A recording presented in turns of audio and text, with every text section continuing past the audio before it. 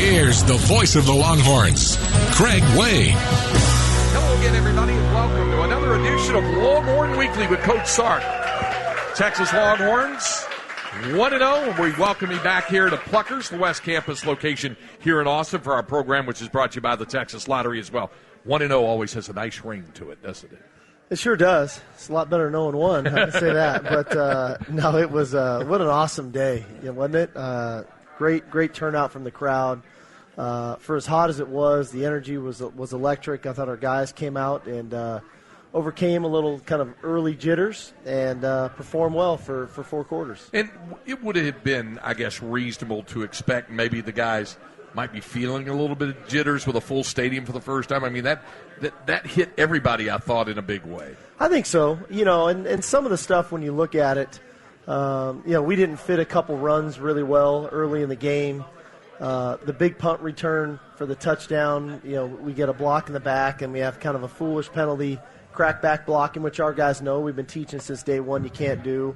And then just a lack of execution the first 3 plays offensively. So what I loved was our ability to settle down, our ability to kind of just recalibrate, get ourselves settled in.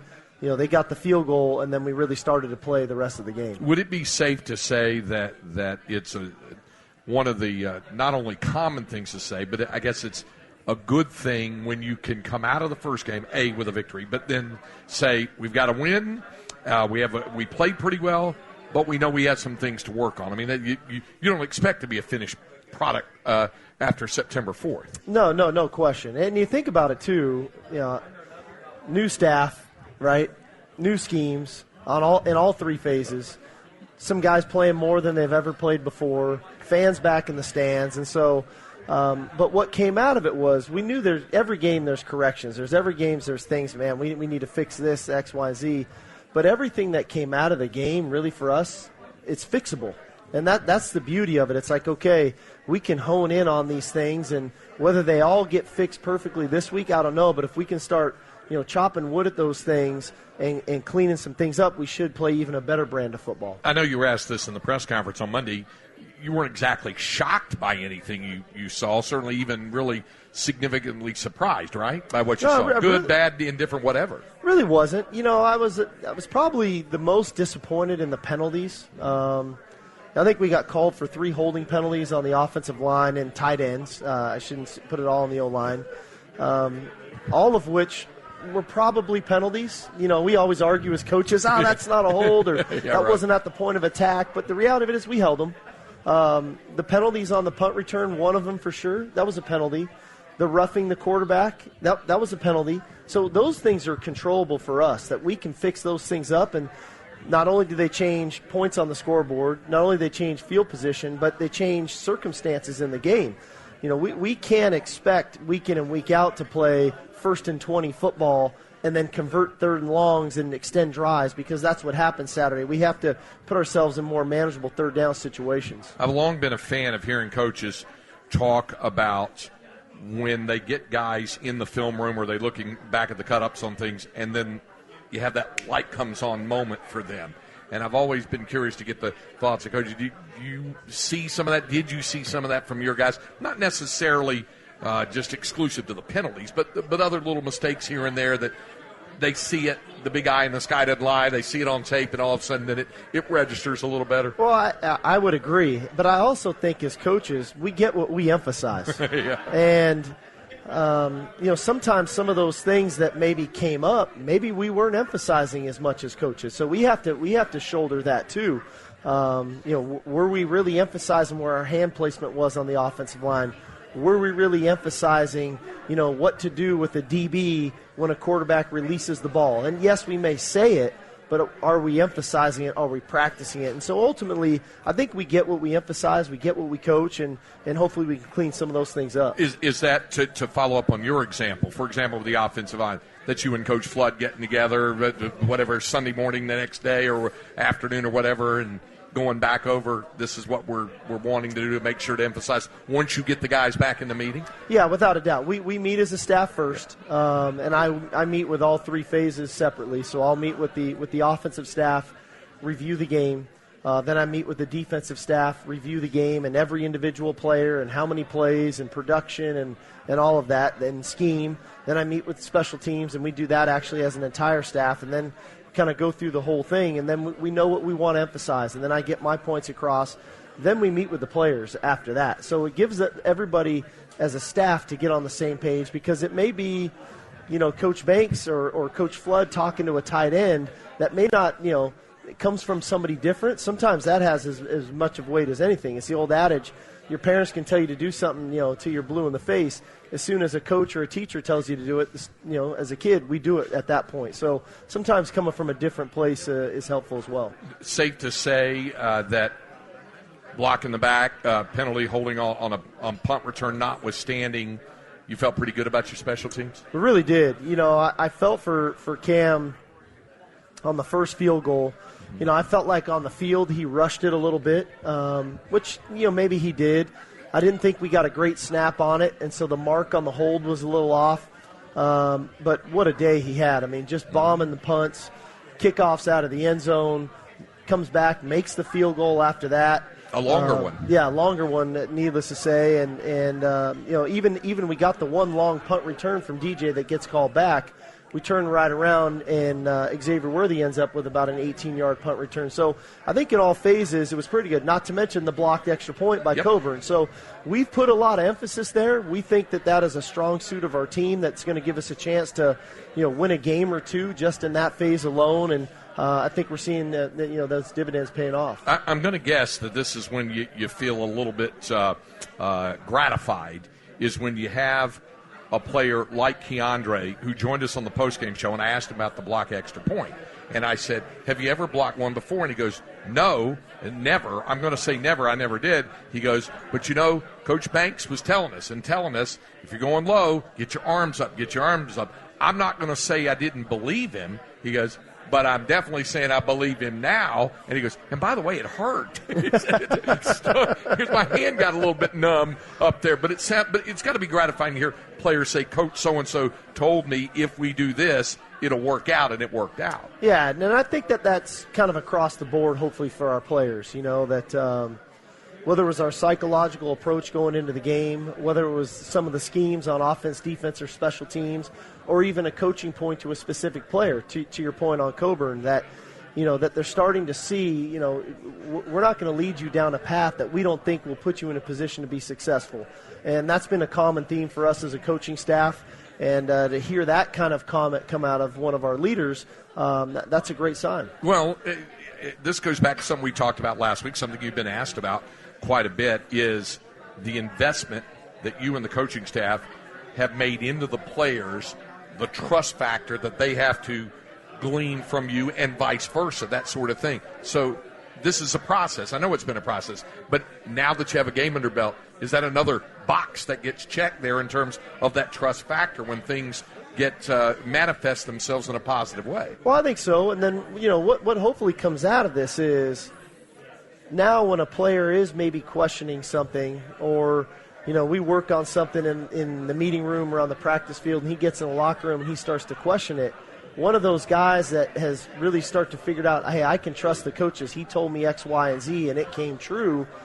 He all of a sudden starts to be that voice of reason to other players in the locker room. And that's the key to the drill, right? That's when you get it, then the locker room starts to promote it within one another as well as with the coaches. And I think that's the path that we're on. That's the journey that we're on. And the sooner we get there, the better off we're going to be. And I would imagine also that the message then in that moment of a little bit of a team euphoria coming out of the victory in the locker room, you're wanting them to enjoy it. Then you get into that whole 24-hour rule thing about enjoy it, process it, and then we shelve it and move forward. Well, exactly right. And that's what I told the team after the game. Hey, every week, we have a mantra, every week is the biggest game of the week, right? And we want to make sure we're putting forth the right amount of energy into that game specific.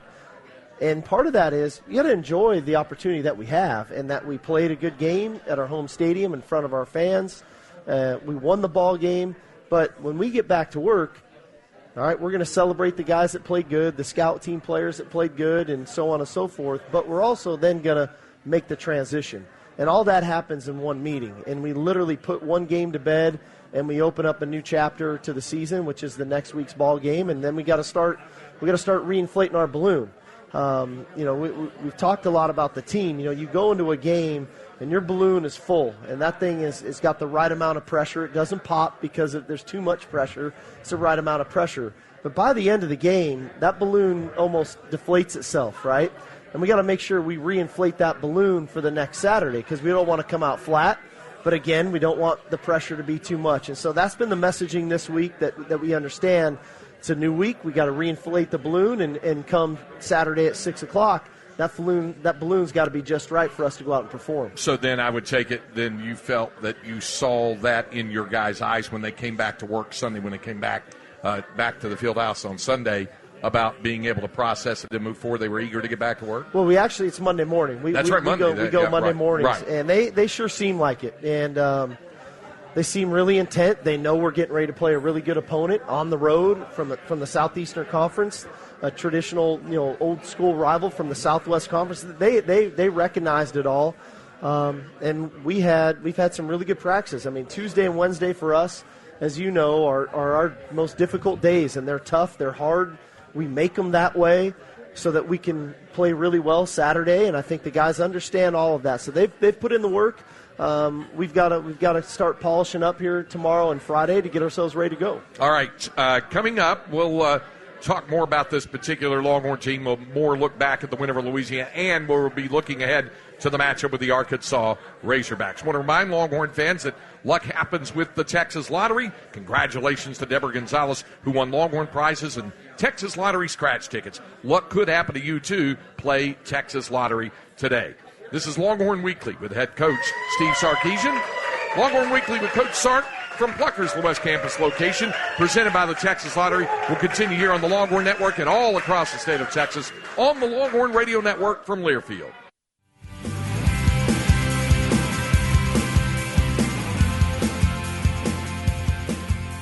We welcome you back to Longhorn Weekly with Coach Sark from here at Pluckers, the West Campus location here in Austin, and presented by the Texas Lottery. Okay, I got a couple of questions for you here before we get into some other topics.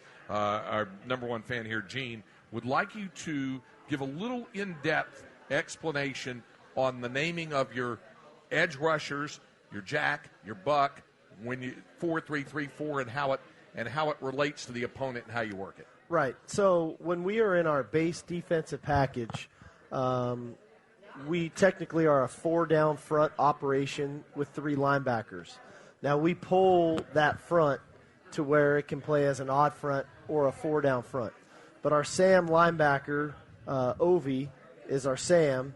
Jacoby Jones is really that jack. They kind of play opposite, or Ray Thornton can play there, and Jacoby Jones now plays that kind of end position. But the majority of football nowadays is played in what is your nickel package, and our Sam linebacker comes out. Anthony Cook comes in and plays our star or our nickel, and our 2 outside, whether you want to call them defensive ends, outside linebackers, we just named them edge because that's really what they are. They're the edge of our defense, and they're kind of interchangeable based on the call, where we can play 4-down or 3-down out of that. And Ovi Agofu has really emerged as one of the most interchangeable guys you have, hasn't he? He really has. He's a really versatile guy. I was lucky enough, I guess, to have played against him last year when he was at Notre Dame. And so we had a little bit of insight of who he was as a player. He's a linebacker by trade, but probably the strength of what he does is, the physicality he plays with at the line of scrimmage and then rushing the passer, which really incorporates more of the defensive end body type or style of play. So he fits really well with us when you start talking about what an edge is in our defense. Well, since we're on the subject of linebackers, I know we brought up Luke Brockermeyer's name last week, and then, of course, he follows it up by playing really well in his first start. You were asked about him again on Monday, and you said he's earned everything he's gotten, everything he's been given.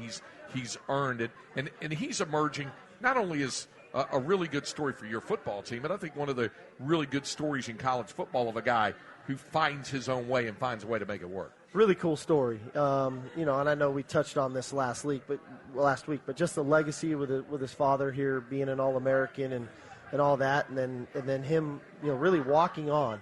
And, in comes a new coaching staff, and you never know what that's going to be like for you. And, I don't think he blinked. He just went to work. He kept grinding. I think he's got a really good relationship with Coach Choate, and I think that bond is important and special. And then I think he earned the respect of the other guys in his room first, whether it was DeMarvion or Benda or Ford or all those guys were kind of like, man, Luke's really good. Luke's playing really good. And then that started to spread to the defense and then to the team. And then ultimately, come Saturday, the guy's got 10-plus tackles. He's got half a sack. He's got a TFL and a really tough game because Louisiana made it hard. Louisiana made it very difficult on our linebackers because of all of the formations, all of the personnel groupings, all of the shifting, the motioning, the double motions. And he's the guy communicating on defense. And there was a lot of communication that had to happen. So Luke had a heck of a game. And I thought it was a really telling comment from DeMarvion Overshone, who said this week, when we watched him with scout team last year, he's one of those guys that you would look at and say, he doesn't look like a walk-on. He doesn't play like a walk-on. Because I know everybody has their mind set on what a walk-on is, but as a coach, and you've been in it a long time, you see now some guys bridge that gap and really got to transform themselves. He really has. And the beauty of it for us, what an inspiring story for the kids that are walk-ons on our team right now to say, hey, there's no ceiling for you. You're going to earn what you get in this program, whether you're a scholarship kid, whether you're a walk-on kid, whether you're a 5-star kid, a 2-star kid, you earn what you get. Here's a living example. This kid came in as a walk-on. He's now our starting middle linebacker. He starts on special teams. And that should be inspiring to those guys, especially the new ones in our program, to say, hey, I'm going to get what I get because I've earned it, and they're going to give me the opportunity to do that. And when you're flanked by guys like Ovi and then DeMarvion, not only does it make him better, he's making them better too. Without right? a doubt. He communicates so well. He's so smart, very high football IQ.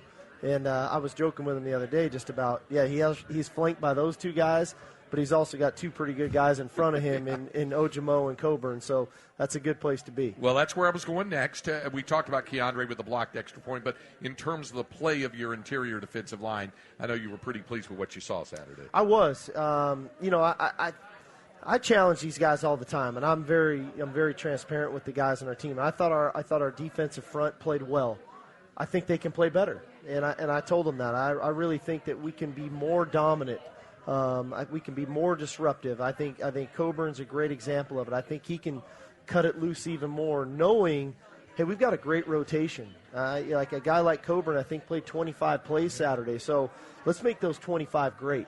Knowing you got Sweat right behind you, who had 2 tackles, half a TFL, that he's a very functional player. You got Ojimo, you got Byron Murphy, who I think played upwards of 20-something plays in the game. So this is a talented group that we just want to make sure those guys are cutting it loose every chance they get when they're on the field. Yeah, got Jet Bush out on the field. He made an impact. And he had Vernon Broughton playing too. Exactly right.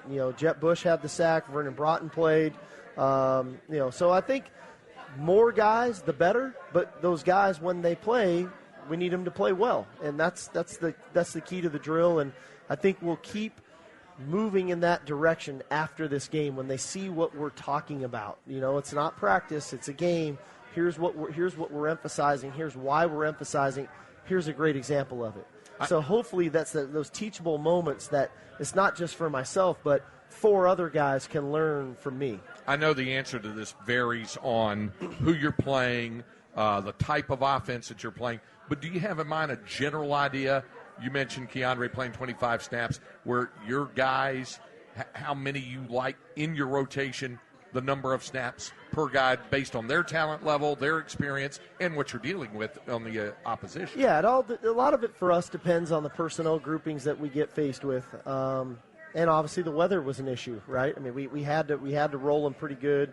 But if you're rotating, 4 to 5 interior defensive linemen and about 4 edge guys, you're in a really good spot. You start adding those numbers up, that's almost 10 guys that are playing 4 positions. I mean, that's a pretty good position to be in, that you're basically playing with a 2 deep all of the time. And we have the capability to do that up front. That goes without saying. That's why I've raved about this position group on our team, because of the depth and the quality of depth that we have, which is the key. All right, we have more coming up here from Pluckers, the West Campus location here in Austin. Longhorn Weekly with Coach Sark continues in a moment. Hart from the shotgun on 2nd and 5 from the 7. Turns, hands again to Robinson. Bijan started right to the middle, to the goal line. Touchdown, Texas. Bijan Robinson. Stunner step, started right and drove it right up the middle and across for the score. We welcome you back to Longhorn Weekly with Coach Sark from Pluckers, the West Campus location here in Austin, and presented by the Texas Lottery. If there was going to be one known factor that folks probably could have expected to see that definitely manifested itself on Saturday, I think it was seeing Bijan Robinson get off to a really good start. He really did. He kind of kick-started us after that first drive, and we kind of stumbled around. He kind of got us going. He popped the one run, and then obviously, had the touchdown catch right there, which, to go back to something we were talking about earlier, we were trying to explain to the guys, okay, we're gonna run this shift, and we're gonna motion the back, and there's a pretty good chance you're not going to get covered. I don't think they really believed it, and then Bijan scores, and he walked off. He goes, "You told me I was going to be wide open." I said, "Well, that's good. Trust me. Just keep trusting me, man. Just keep running what we're doing." But he had a heck of a game. And talking to him post game, he's always one of the first to bring along his other guys, talking about Roshan, talking about Keelan and the contributions they made. He said, it's our brotherhood. And he said he was really proud of the contributions those two made. Really did, because when you look at all three of those guys, when you start tallying up the number of carries, the catches out of the backfield, they had a really big role in this game. And, Keelan's been a great addition for us, being a transfer from Alabama. Roshan was a captain Saturday, which should tell you a lot about how we feel about him and where he's at, and then obviously Bijan. So those three guys are, for us to go the way we want to go this season, they need to be an integral part week in and week out. That can't be a one-time thing. We need them to be very involved in what we're doing. No doubt when you first came on board, you were looking back at film, at tape from these guys, from what they did last year. So I'm sure you saw that crazy landing on his head and back thing that happened in Lubbock to Bijan. And then the other day he's kind of doing the splits on it. You wonder about a guy, the elasticity of a guy like that to be able to have his body contort like that and then get up and go back to work. I'm going to say I'm somewhere in the middle. I can't do what he just did. I can't do those splits or land on my head and be okay. And I could never use that vocabulary of elasticity. I'll tell you that either. So I'm kind of that guy in the middle. Hopefully, but no, I mean, incredible. All these kids are. When you think about all the work they do on their body, whether it's lifting, stretching, running, Pilates, yoga. There's so much, eating right, sleeping right. There's so much that goes into it. Goes all the way back to why we want to embrace the moment. We only get so many game days in football. This isn't baseball or basketball where you're playing 30, 40, 50 games. We get 14 all year. And so we got to make sure that we enjoy it when we get there, because these guys put in too much work to not enjoy that moment. And so for them to have that in their opener here Saturday was really cool. Toward that end, the nutrition, the sports science, the conditioning, which is just vastly different than even a few years ago, let alone say back when you played at BYU or even in the time in between, the leaps and bounds that sports nutrition and sports science have made. It's been really interesting to watch how these guys then have to adopt that and adapt that to their own personal growth. Well, without a doubt. I had a long talk with the team about this probably about a week or so into camp. We are investing all that we can invest into them personally, whether it's physically, mentally, emotionally, schematically, fundamentally. In every avenue, nutrition. You hit on them all. But the only way all that's going to really work for you as an individual player is if you invest in yourself. Because at some point, you're walking out of our complex and you've got the next 12 hours to yourself. And so if you're not committed to that investment, then all the work that we're putting into you is really for naught, And I think more and more kind of our guys are starting to understand the value in taking care of themselves, so that when we take care of them on our end, man, that's a win-win, and that's when you got a really, fine-tuned player ready to go get after it every Saturday. And they're ready to go after it and get after it in the tank and have a good meal, right? That's right. Yeah, that works too. Yeah, okay. All right, coming up, we'll get to some of your questions as well from here inside the restaurant. Want to remind Longhorn fans to come support the Longhorns this Texas OU weekend starting Friday, October 8th. At the 33rd annual Get Teed Off at OU Golf Tournament, to the Bash before the Clash, and the tailgate at the fairgrounds. Round up your Longhorn friends, and don't miss out. Go to DallasTexasExes.org for more information. Longhorn Weekly with Coach Sark, presented by the Texas Lottery. We'll continue from here in Pluckers on the Longhorn Network and the Longhorn Radio Network from Learfield.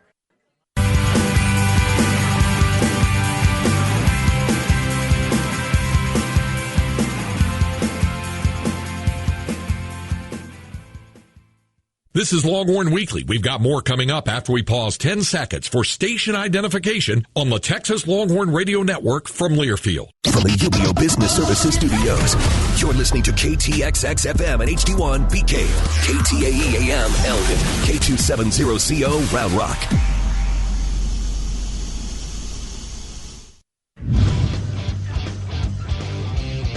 Hey, Coach, what drew you to the University of Texas? We thank our friends at Academy Sports and Outdoors for that question. So it's a simple question, but it probably brings about a complex answer. What drew you to the University of Texas? How long is the show? I said it's a little complex, right? I think this, 2 years ago I had a pretty good idea that I was going to get an opportunity to be a head coach again. And, I really only wanted to go somewhere I felt like I could win a national championship and retire at. And so when opportunities came, it just didn't feel right. It didn't feel right. And, I got the call from CDC and President Hartzell. I just got off the phone and talked to my wife and just said, hey, this is University of Texas. What do you think? And didn't take long before we said, yeah, let's that's the job. Let's go do this and let's go get it. And ultimately it came down to history and tradition, amazing here, right? First-class academics, amazing. Support, donors, alumni, support. The city of Austin. I mean, all of a sudden you started adding them up and it was like, why wouldn't you? I'll drive. What time do I need to be there? It was like, let's go do this. I want to thank Academy Sports and Outdoors for that question. Remember, fans, Academy Sports and Outdoors is the official sporting goods and outdoor retailer of the Big 12 Conference. So thank you for that question for the team at Academy Sports and Outdoors. Toward that end, to follow up on this, Mike with a question wants to know, and you kind of touched on this, how good did it feel to see fans in the stands again on Saturday? It felt great. I try to practice what I preach, so I took it in too. I took a moment. We came on the field. You could just feel the buzz. You kind of your skin kind of stands up there for a minute, and then I get to the sidelines, and there's Ricky Williams, and it was like, this is unbelievable, right? I'm in DKR. They just named the field after this guy and Earl Campbell, and I'm meeting him for the first time, and boom, the ball's kicked off. So. It was amazing. It was electric. I know it was hot for a lot of people, and I appreciate everybody for sticking it out, and we definitely felt their support. Toward that end, across with a question, it says, a great win. Other than the win itself, did you have a favorite part of your first game day environment on the 40 acres? And what kind of words did you have for your guys as they got ready to take the field? Well, I think, football's unique. There's kind of nothing like running onto the field. I know it sounds a little just so old school, but it's like, okay, we're going into battle. Like, here we come. We're in the arena. We're getting ready to battle. And to feel that support, there's nothing like that no other sport can provide that the way football does. And so you always remember those moments. But my favorite moment was, there was zeros on the clock, and we won, and you get to go shake hands, because either way, win or lose, you got to go shake hands with the guy on the other sidelines. And I'm going to tell you something, it's a lot more fun to shake hands when you win than when you don't. And so I got to win Saturday, and so that was a cool moment. Philip asking, are there a couple of takeaways that you might have picked up that have helped you as the Longhorns head coach today from your time at Washington, USC, and Alabama? Well, I think one, probably the biggest thing is you got to trust your preparation, right? We put in a lot of work. We put in a lot of hours. We've got a great coaching staff. I believe in those guys. And so, A, we trust our preparation. But, B, you have to be willing to make the adjustments. And football is about adjustments. And you got to have the people on your staff that have the ability to make adjustments and then have the ability to convey that to the players. And so those are probably the two things. One is you got to trust the preparation you put in. But two, you got to be willing to make those necessary adjustments in game that give your players the best chance to be successful. All right, coming up, we'll have some more questions from you, the fans, as we continue here from Pluckers, the West Campus location. Hey, want to remind you to register free at texassports.com/Texas Farm Bureau for your chance to win tickets to home games all season and to be entered to win a grand prize trip for two to the Longhorns Bowl game courtesy of Texas Farm Bureau Insurance. That's texassports.com/Texas Farm Bureau. Good luck. Longhorn Weekly with head coach Steve Sarkisian. From here at Pluckers, the West Campus location, and presented by the Texas Lottery continues in a moment. Short side of the field, a double tight end set with Gunnar Helm and Cade Brewer. Roshan Johnson offset to the right side of Hudson Card. Third down and goal. And his Card, zone read keeper, in for the touchdown. Hudson Card has his first rushing touchdown as a Texas Longhorn. Second down and 5. Quickly the line of scrimmage. Thompson the snap. Swings it out right side of Whittington. Jordan's got to make a man miss. Does. Inside the 10. To the 5. Touchdown, Texas. Jordan Whittington. Had to make one guy miss. He did. And then finished it into the end zone. A 14-yard catch and run for the Texas touchdown. We welcome you back to Longhorn Weekly with Coach Sark from here at Pluckers, the West Campus location here in Austin, and presented by the Texas Lottery. A couple other offensive weapons we haven't even gotten a chance to talk about. The play of your quarterback, of Hudson Card, and also of Jordan Whittington, each of whom had really good games on Saturday. They really did. And, I was happy for both of them. Obviously, Hudson making his first career start and really played composed football. Had some really winning plays for us, especially on third down and in the red area. And then Jordan Whittington, we all know kind of, his story and the injuries he's had to overcome to get to this point. And what an integral part to the game. The third down conversions, the explosive plays he's made. Those two guys, I was really, really just happy for them. Ultimately it was beneficial for us, but happy for those two guys because those are big moments for both of them. When we visited with Jordan, he said, I can laugh about it now. He said, but it's nice to be able to get through a season opener all the way through the game healthy, yeah. He said, which I'd never been able to do before. Pretty unbelievable. And I think he wanted to keep going. He just wanted to keep playing, just being out there and having a blast with it with his brothers and doing his thing, and that's what he came here to do, and now he's finally getting that opportunity. I know he's enjoying it. And you also, I know, were pleased with Casey's work when he came in and played. I really was. That was a huge point to me. I said this all along going into the game. Casey was going to play in this game, and exactly when I didn't know, there's going to be a feel factor. And, I was kind of watching the time and the score and everything and the momentum of the game, and that was a big drive that he had, at the start of the third quarter into the fourth quarter to put 7 on the board to really extend the lead and then got 3 more. So, getting 3 quality drives under his belt I think was big for him. And like I said all along, we're going to need both these guys at some point this season to win a championship. And it was great to have Casey do what he did.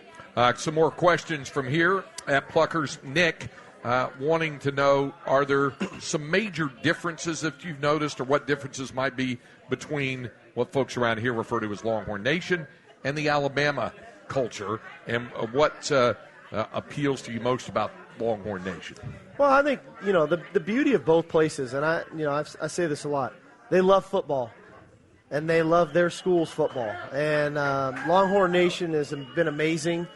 I don't know many schools that could have done what we did Saturday in those conditions.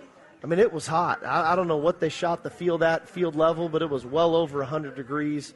And for Longhorn Nation to be there supporting us till the end, that wasn't like, hey, let's get out of here with 8 minutes to go. They were there till the end, and that was really impressive, and I know our players really appreciate it as well. This is from the guy we know as Bevo Lance, Jason, and Christian, he says this is very important. Do you believe that pineapple belongs on a pizza? Only if it's paired with Canadian bacon. So there you go. And a quick, ready response. Do you have a favorite type of pizza that you like? Nah, I mean, nothing really favorite. I like pizza, which is, right. a bit of a problem. but I do like pizza. But, I'll eat it all. Hey, look at me. I'll eat anything. Which leads to the question from Eric. He wanted to know how much you weigh, but he said, but the main reason is he wanted to know if you've arm wrestled before. Do you arm wrestle? I try to steer clear of both those. A, giving away my weight, and B, arm wrestling. My arm is delicate from all the passes, so I got to take care of it. We talked about the play of your offensive line, the running backs, the quarterbacks, and a little bit about Jordan Whittington. What about the rest of your receivers and how you thought they did? I thought they played well. I know Josh Moore, unfortunately, just had a couple missed ops. We took a couple shots at him down the field. You said you're going to plan on doing that. You'll take shots. Yeah, we missed a couple with him, which is okay. That like I told him, I said, hey, you're going to get more opportunities. And tonight was Witt's night. Next Saturday, it might not be yours. You never know. I thought it was great for Xavier Worthy to catch his deep ball, backed up scenario, also get the punt return. We also missed him on a deep ball shot on a post route later. So it was good to get those guys opportunities. I thought Marcus Washington, when he went in the game, played really well.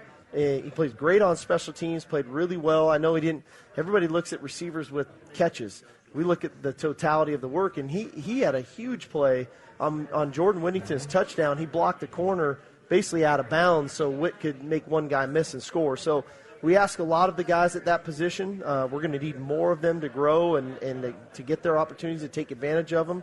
Hopefully Calvante Dixon, we can get him going this week as well. And I know Troy O'Meary is chomping at the bit that we can get him healthy and get him back on the field. Same thing with his tight ends. I know Jared Wiley's hoping to be able to get back in some more. He's been banged up and limited a little bit, but Cade Brewer really did a nice job for you, and it was good to see Gunnar Helm get out there. Cade Brewer's a steady Eddie. He's a real leader. He's a real glue on our offense, and just provides a lot of just calming leadership, and his approach to it has been really good. And I think he's really good for Gunnar Helm. Gunnar Helm played quite a bit as a true freshman in that game. The moment wasn't too big for him. Here comes a new challenge this weekend to get him ready for. And then obviously, even getting, JT Sanders going there in the fourth quarter. So opportunities are going to still be coming for these young guys. All right, up next, we'll take a look at the opponent for Saturday night, the Arkansas Razorbacks, when Longhorn Weekly with Coach Sark continues. Here from Pluckers, the West Campus location in Austin, presented by the Texas Lottery, seen by those of you watching on the Longhorn Network and heard on the Longhorn Radio Network from Learfield.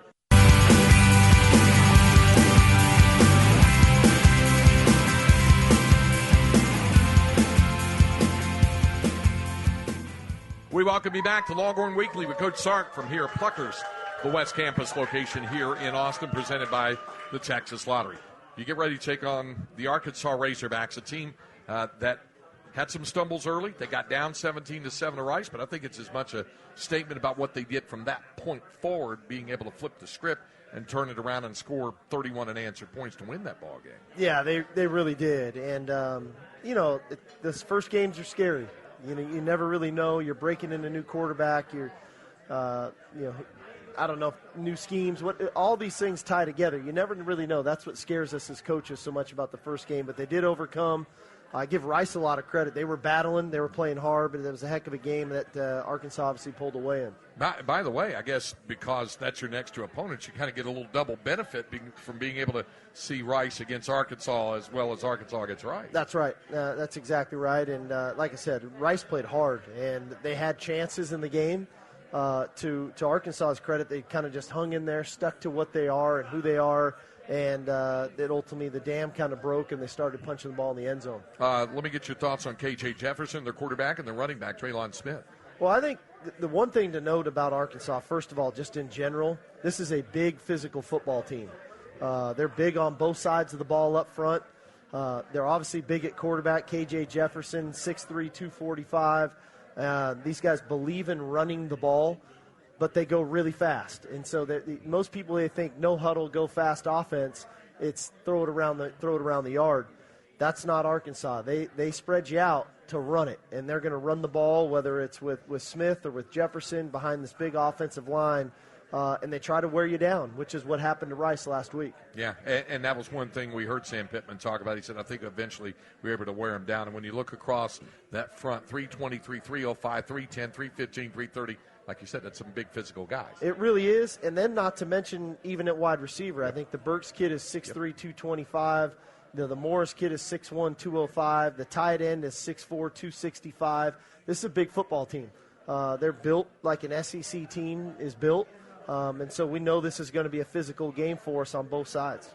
And then on the defensive side of the football, I know some things that they won't get Bumper pulled back until the second half of the game because of a targeting call, but I know you felt that he's a really good ball player, and they have Grant Morgan back now, and they've got some good linebackers and good linemen.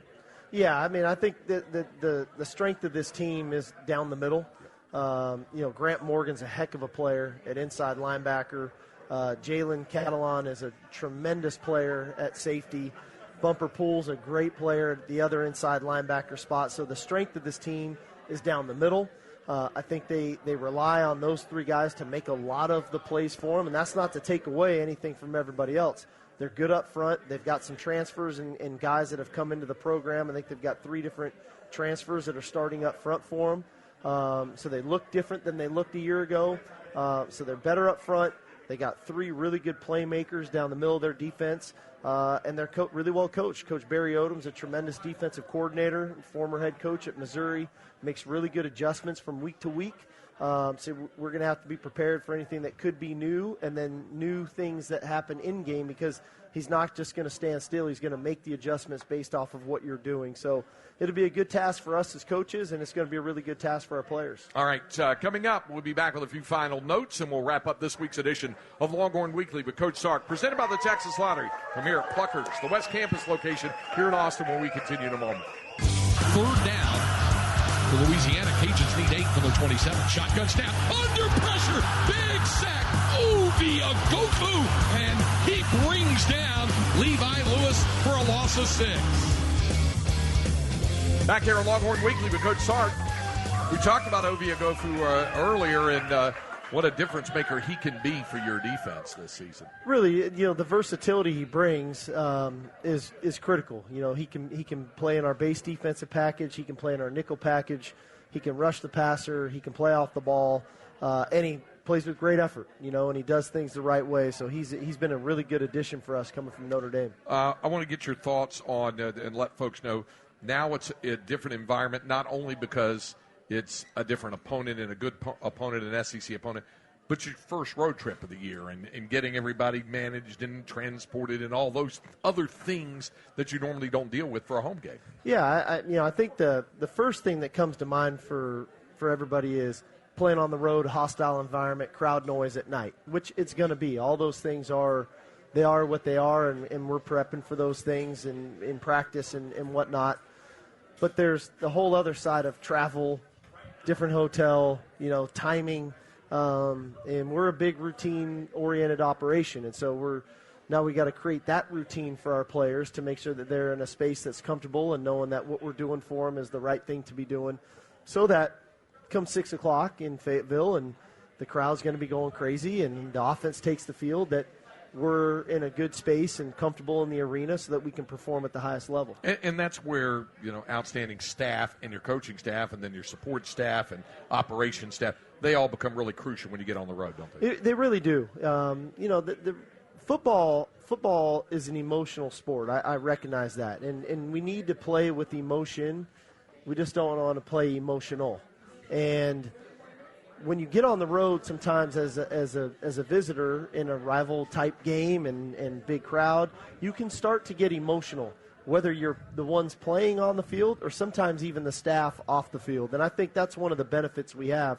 We've got a really experienced coaching staff who have been in a lot of fires before, and I think that we'll be a real calming force for our players. We need to exude poise and composure, so that when we're on the field, our players exude poise and composure, and that's one of the keys to the drill, and making sure that we all understand we're in it together. I'm sure we're going to have a contingent there supporting us, but the reality of it is we're all we got against what's in that stadium. But also I know we're all we need. The guys that are on this trip are going to be the ones that are going to be needed to get this win. And we've talked about the fact that it was an old Southwest Conference rivalry, so there is that going into it a little bit, and maybe a preview of the things to come with the move ahead to the SEC. Yeah, I think it's from a rival standpoint and all that. I think it's awesome. I know a lot of people are going to the game. I know the University of Arkansas is making a big deal out of this from a sellout, and I think they're doing their striped stands or something and all that. That's the beauty of college football, man. That's why we love what we get to do, and it should be a great environment and a great game. All right, we'll look forward to seeing you there at Donald W. Reynolds Razorback Stadium in Fayetteville. If you can't make it, obviously you can catch it here on the Longhorn Radio Network from Learfield. 5 o'clock is airtime Saturday afternoon. The kickoff from Fayetteville at 6 o'clock. For Coach Sark, I'm Craig Way. We thank you for joining us. We'll see you next week here at Pluckers on Longhorn Weekly.